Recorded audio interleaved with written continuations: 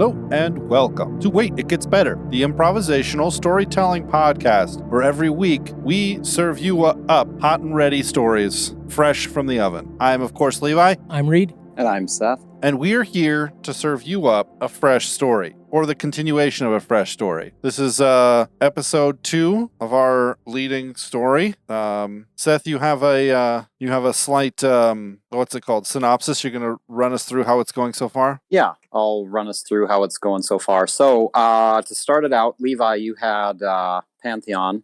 Correct. And basically what you have is, I think there was 10 official and kind of one in the shadows of these different kind of deities that came here. They kind of fought each other, kind of like to a stalemate or something. But anyways, kind of together they created this this race, and after several kind of trials and errors as they were all trying to do their own thing, they kind of came together, the 10 of them that were left, and then kind of imbued kind of a general bit of all of their bits to them. Yeah. I take it that kind of makes sense, because each one trying to do their own thing gets so, which is I think kind of where we were getting to in the story. But as people give up more and more of kind of an aspect of one, they can heighten, another aspect of one of these absolutely. kind of endowed kind of things, either commerce or war or and they all represent or, the psyche of a person,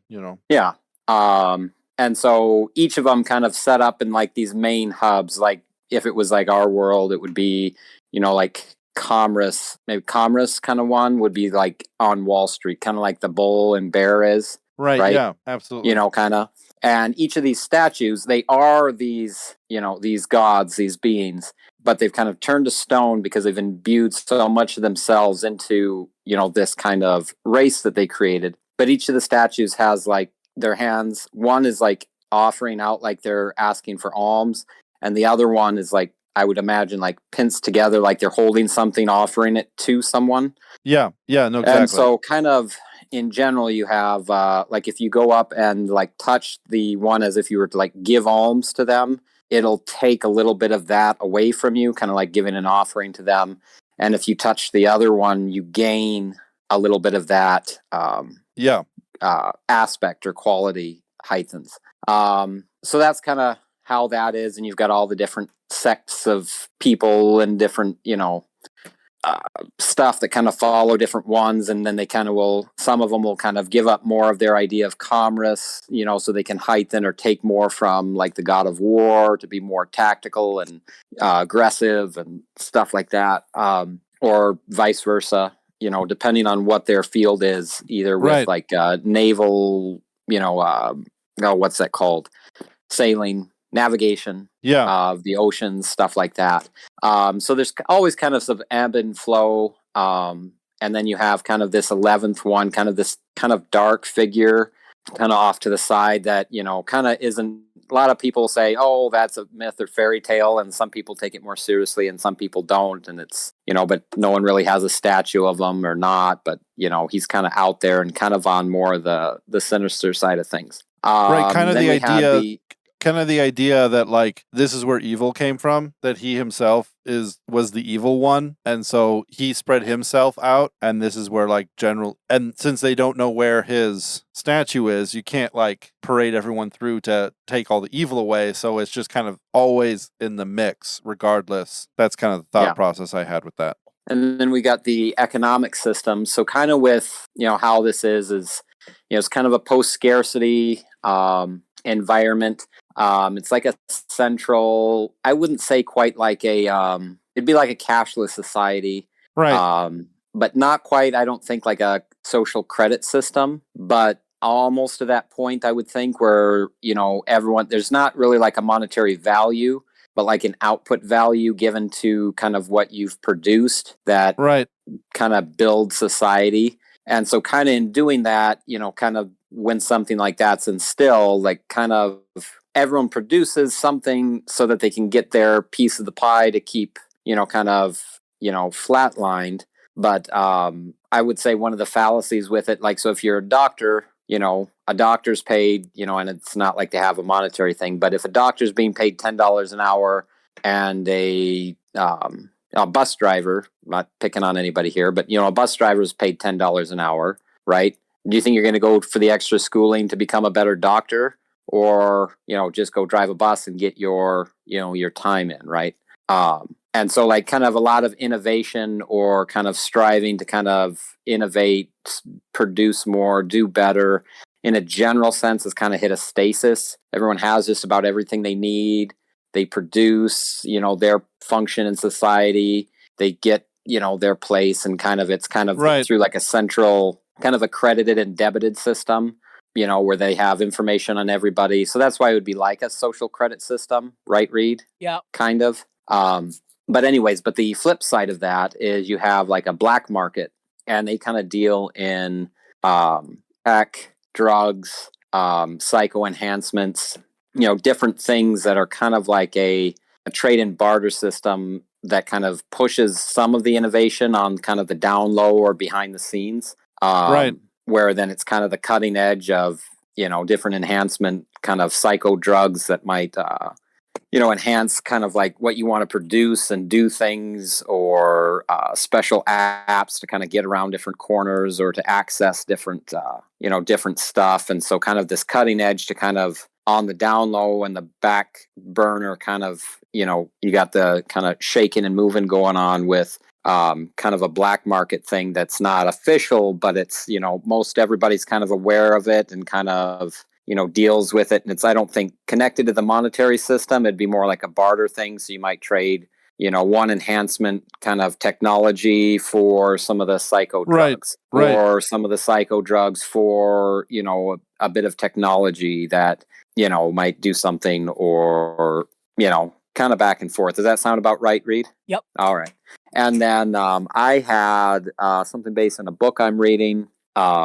And what I brought in is, so with all these different gods, the book I was reading was Orthodoxy and the Religion of the Future by Father Seraphim Rose. And in the book, what I'm kind of bringing from it, he talks about some of the different like meditation aspects of some of the other like Eastern religions, right? And how it's seeping into the the Christian Orthodoxy or Christianity in general, and how it's kind of like a little bit of poison to a point that then kind of saps part of something out somewhere else. Not directly, but kind of that idea where it's, you might get some results, but it's not the right results. And so I'm kind of bringing that in, where there's kind of from this 11th God kind of guy, or just in general, this idea of this kind of this meditative state that is being encouraged for people to get in, that actually releases little bits of all of their connection to these other gods, and on the surface level, it, makes you feel at peace, not feel stressed, kind of, gives you a good feeling and makes you kind of all this. But what it's doing then is actually then siphoning out, all those little parts, all those little things that were endowed to these people, by all these other gods, and actually siphons it out to this kind of hidden evil being, which then kind of makes him gain power. And so that was kind of what we have set up. Does that sound? Yeah, that sounds right and correct. That sounds great. Cool. Yeah, sounds good. What story elements do you guys have for this week? I had fighting style. I have anti-hero. And I have reoccurring character. So who should go first? I kind of feel like fighting style should go first because my anti-hero is kind of a fighter, but I don't know, maybe reoccurring character. Now, reoccurring character means any character from any story we've ever done. Yep. So, what do you think, Seth? Yeah, it's no problem. I'll go ahead and go first because I have a slight world building thing to add with the fighting style. Yeah, good idea. If that works. So, okay, so the fighting style, so each of these different beings, what a lot of people do, like especially if they're like in a certain field, and I don't know if this is like widespread, but it's something that some people do, and there's kind of a couple sides to it. So you have they'll put like a gemstone, they'll insert a gemstone that then is connected to that aspect of one of those beings. Okay. Right. And then So it's not It's like you. I dedicate this ruby to this god. It's like every ruby is the god of wars kind of thing. Is that what you were thinking? Kind of, or it's like then they take the gem. I would say it would be like this: they'd take the gem and then they would bring it to the statue and then like touch it to the giving piece. And so it could be they use gemstones, let's say, because they hold an amount of energy or power, and then they'll insert them into like under their skin, so sometimes like in their arm or like in the back of their head or down their spine. Part of my idea was kind of like the chakra idea. So then it's like aligned up with, so some of these people will have like one kind of connected, through into their nervous system, kind of connected to all these different ones. And then they'll draw on it in like a time of need of that particular thing. And so like it'll heighten that thing for a moment or like for a little bit of time. Right. Okay. Yeah. Well, then kind of drawing on that then, and then it's like inserted into their kind of cerebral so I'm imagining like they'll have them like kind of like the idea of like with the chakra stuff where it's kind of like those different colors as it goes down. I think the chakras, there's only like 7, but for intents and purposes, some of these people, they'll insert it like in like a lot of times into the spine or maybe into their hand or something like that. At least under the skin and kind of like something where then it'll make contact with the nervous system so that then it'll draw on to that particular thing a little bit more so in a time that they want it. Yeah, as a way to sort of hype up the any one particular skill. Yep. Which goes along really well with like the whole drugs and like augmentations thing of reeds. Yeah. And so that's kind of the general thing. I would say that's something that's kind of going through the black market, and it's like something that a lot of people have. Yeah. Or some people have, or important people have, or like people who are, actively, like military generals or, the top guys of Wall Street or whatever it is, the traders and not traders as in like, not tyranny, but treason, but like whatever it is, ship captains or something like that. So like a storm is like coming, and he's a good captain, but then like there's a storm, and so then he'll draw on that, and they'll kind of then light up, and so when they're using them, they'll actually like glow underneath their skin. Yeah, that sounds cool. So anyways, and then just by like using it, it's connected to that essence of themselves, and so it'll actually get stronger the more that they use it then, and so long as it was endowed first, but then it'll then pull more and more, gain in power in a sense as because people only have like a finite amount of essence of gods that they can hold within themselves. So this would make it so that you could essentially have kind of like a turbo mode or like an overcharge mode. Yeah. That's cool. I like that. And so then the other side of that is then this dark god. He also has one. And correct me if I'm wrong, I don't know. And it's probably the same for you, Levi, Ben. And maybe I'm completely off on this, but what is it? Naruto, where they have like the red, the black robes with the red thing on it. The Akatsuki? Yeah. Are they good guys or bad guys? That's what's coming to mind when I'm kind of thinking of this, but they're just guys. Technically, they're bad guys because they're willing to kill a lot of people, but they're just like, they're not necessarily evil. They're just like I guess technically they're like an evil organization. Okay, because that's what comes to mind when I'm thinking of this. And so you have like the evil one is he'll endow one of these things to his like minions who then kind of go around kind of like that. Right. And then they become more powerful the more kind of like terrible things they do. Right. Which is then a draw because then it's like playing on that nature where the desire for power creates more power. Absolutely. And by being like giving over to that kind of more wicked nature, which is easy to do, and gets, let's say in the most times, instant gratification, right? Creates more power to it. And so you have like, everyone's kind of using that, but then you have like this dark, kind of like dark brotherhood or something that kind of are, like these followers of that, but then they have it, that dark crystal or whatever, embedded, and then it gets more powerful the more that they, mass murder, I don't know. This is, a family friendly, but I think everybody's got vivid enough imaginations. Yeah, secret organization bent on destruction of humanity. Yeah. Bad guys. Bad guys with a capital B. So is there a specific fighting style, or is it just this augment? I think it's just the augment where then Okay. it, heightens beyond like the normal capacity and then kind of grows in power. And obviously it's like something that's not going to just last forever. It wanes out. It's like a boost, like any drug, really. So it's not just like they get this implanted and they can always activate it, but it'd be like, something that then they can activate and then it takes a while to kind of cool down and then they can activate it again. Right. Cool.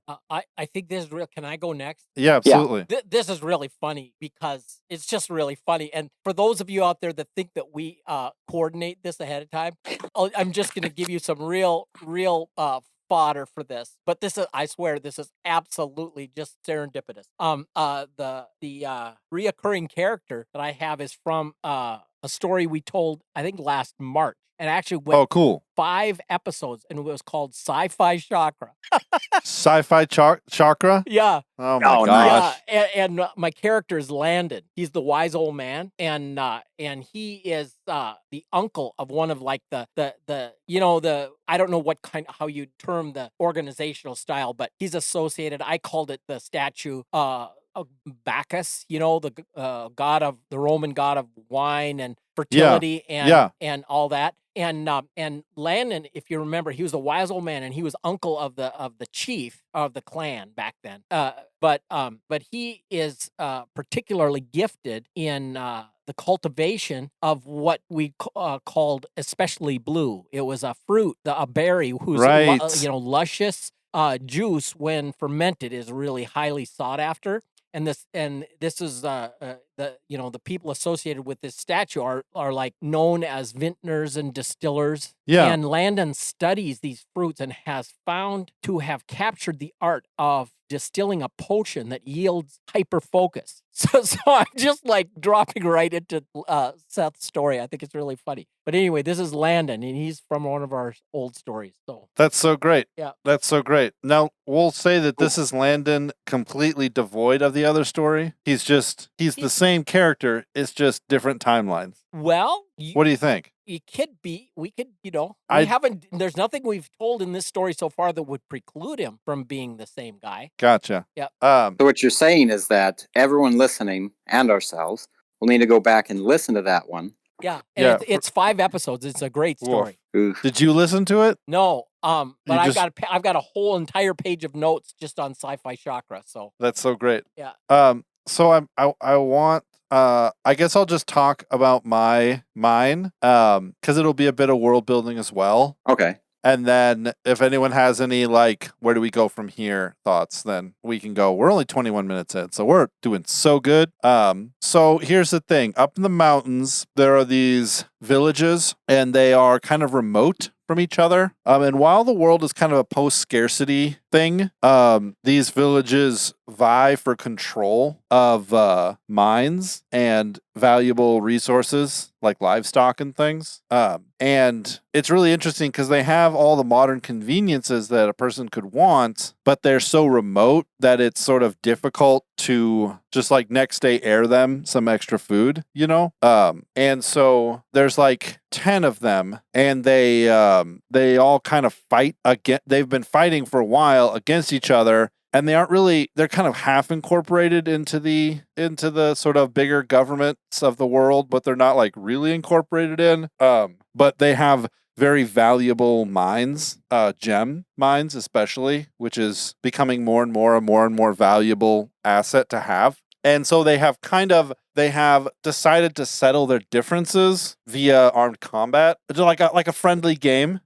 Every year each village brings a person who has been trained in that village, and they have just like a tournament, right, to fight. And it's been going on for like 30 years or something, and it's really popular. It's like turned into a sport, and there's betting, and it's a festival, and it's like this whole thing. And yeah, sometimes people get hurt because these are like really skilled sort of, martial artists, and they're fighting and stuff. And there's strict rules about no gem emplacements and like different things like that. Like the person has to have their humors assessed and their auras read to see what their temperament is. That's like part of their card, you know, and then they have like trading cards where it's like he's really strong in aggressiveness, and strangely he's got some of this thing in him as well. And how is that going to shake up, right? It's been kind of just like this. Instead of killing each other or like fighting each other or like getting into real dispute, this is how they've decided to handle their differences and their issues. But Haggai was one of the people who they have selected to do this, and his father.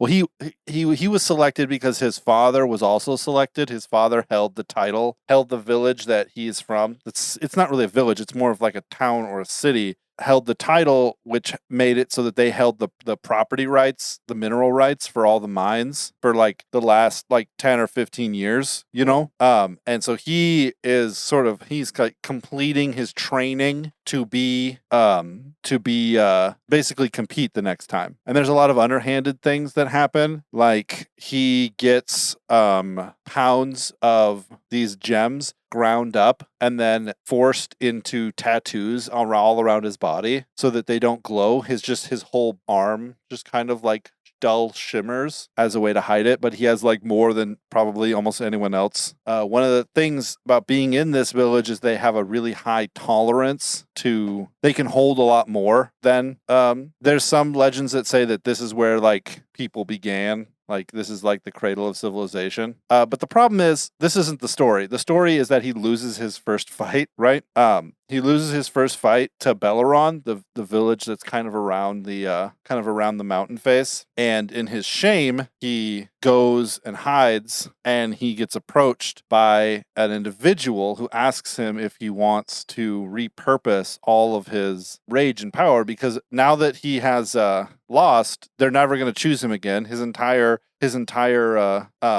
family tree is basically not cursed, but like all the honor is gone. And so this individual gives him one of these crystals, one of these gems for the 11th god, and he takes it and he incorporates it. You know, he grinds it up and snorts it, or however he incorporates it into himself. And he goes to that village and he kills everyone there, like in sort of a blacked out fugue state kind of thing. You know, he's like so overwhelmed with like the wickedness. What did I call the village again? Belarus? Belleron, yeah. So he becomes the butcher of Belleron. Ooh. And he, like, we're talking hand-to-hand combat. I'm thinking of Samson. Like, you know, he went and just kind of created havoc when he got done wrong, you know? Yeah, but this was clearly like a terrible thing. And this was like years ago, and now he's sort of an anti-hero, so he's drifted away from that, you know? He's changed his name. He tries to stay away from that. You know, Belleron is now a thing that in this mountain range they tell the kids, like, eat all your vegetables or the butcher of Belleron will come for you. You know,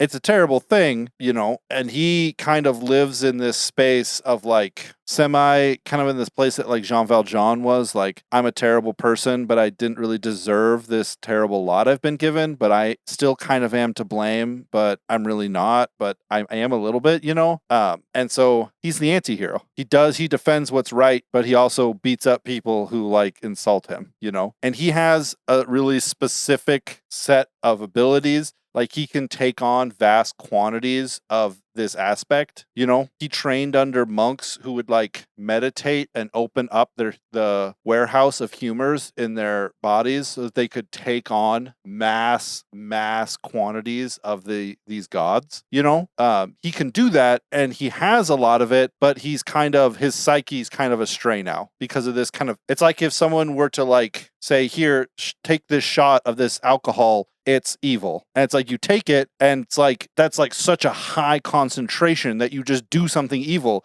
And then everything that's good in you starts to war against it, but there's still this kind of high concentration, you know? And he can't just go to the temple and drop it off, because where's the temple to the evil one? No one knows. So he is just kind of this guy who will be part of the story. He's selfish. He's self-centered. He wants to do what's right. He can never go home, but they sure deserved it. You know, it's like the Butcher of Belleron. Okay. All right. So I got a couple ideas here that might shape up where the story will head. Okay, let's hear it. So being he's the anti-hero, he could be perhaps maybe someone's got an idea for a hero and he's an anti-hero that kind of comes with him. But one of the themes, so I think they figure out that you can take from the gods and then you can also give up that aspect. Yeah. Right. And so I think he gets involved in, or reluctantly goes along, or willingly goes along because he wants to get rid of that wicked side of him, right? Right. And thinks that maybe if they can find the temple of the evil one, he can give up that aspect. Right. However, here's the hitch, is it's giving yourself to that thing. So because that's the way it's perceived to work with all the other ones, and it kind of is, but it's, not, by giving up to the evil one, yeah, it's actually giving up completely to him, right? So it's this idea where, like, I think maybe in the first part of the story, this is all set up, blah, blah, blah. And then you have some people who maybe like him or, pious and wanting to maybe find this temple of the evil one and give up all the evil that is in them, whether they've injected a black stone or not, or right, whatever it is, but thinking that if they can find that temple, they could perceive perfection, right, by giving up that aspect. Right. But in matter of fact, it's actually giving up yourself completely to that. And I think that might give a basis of where, the story is going. Yeah. It Right? could even be that it could even be that the statue lies. The take alms is they're both giving. All he does is give. Oh, yeah. You can't give him back aspects of himself. All he does is give to you, or all he does is take from you. Sorry, my brain just thought of a scene from a movie. Sorry. No, that's all right. Yeah, no, I think that's and I think, like, with his own fight, I mean, not to be kind of philosophical, but the idea then, well, I don't know, maybe I won't come up with that, but maybe that's what the third episode will be, where we can bring some ideas on what the resolution of their journey, and then kind of what they figure out and how to resolve. Yeah. So what's the goal gonna be? What did you say? I think the goal would be then that either, did you give your guy a name? It was a prophet name, Haggai. Yeah.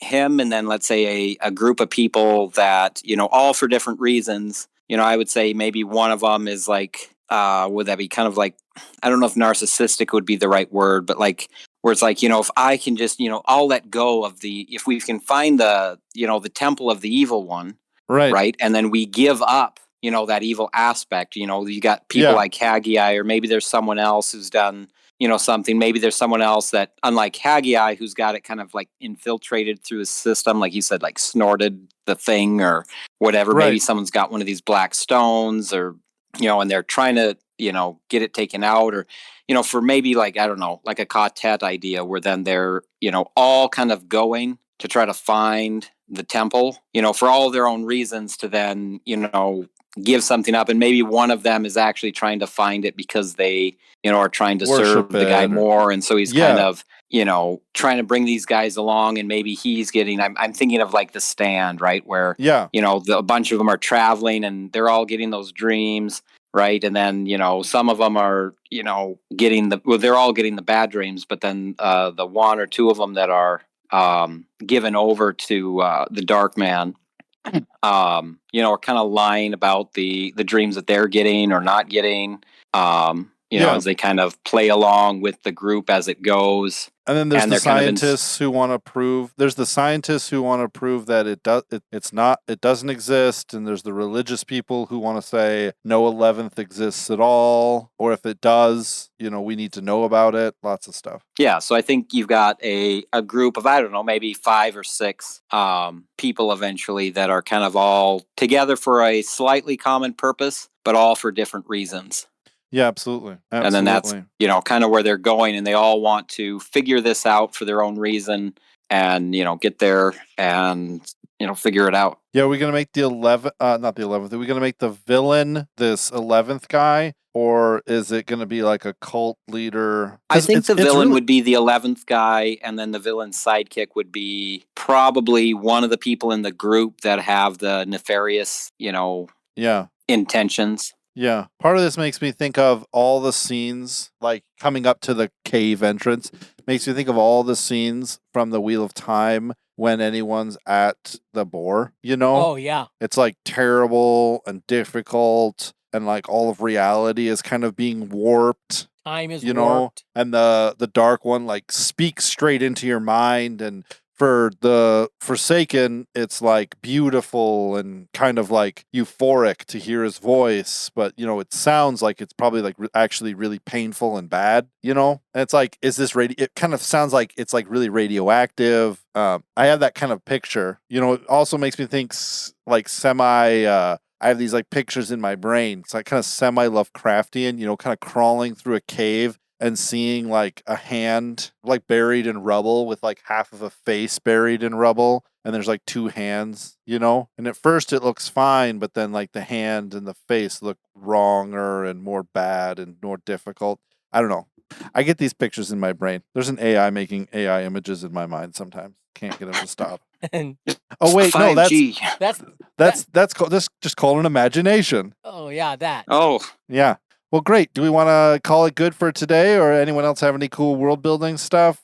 Ladies and gentlemen, I think I'm good unless Ladies and gentlemen, thank you so much for joining us for this episode of Wait It Gets Better. If you like this episode, if you like the elements we brought in, send us an email at waititgetsbettercast@gmail.com or message us on Twitter. You can add us or send us a private message at @getsbettercast. We love to hear from you. We love to hear from our fans. You guys are the best. And until next time, just wait, because it gets better.